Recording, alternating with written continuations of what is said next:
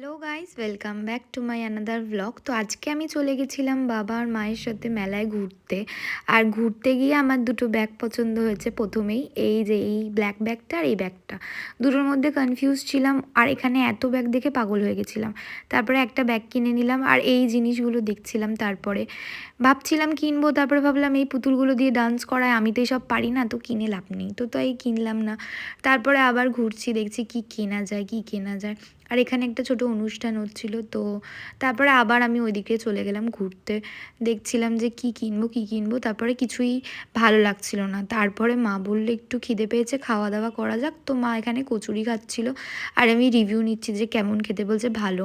আর আমারও খিদে পেয়ে গেছিলো, তো আমি একটু ঘুগনি নিয়ে নিয়েছিলাম, কারণ ঘুগনি আমার ফেভারিট। তো ঘুগনি খাওয়ার পরে এই দোলনাটা দেখতে পেলাম পাশেই। এখানে দুটো বাচ্চা দোলনা খাচ্ছে, আর এদেরকে দেখে আমার ছোটোবেলার কথাগুলো মনে পড়ে যাচ্ছিলো, কারণ এইটাতে আমিও উঠতাম ছোটোবেলায়।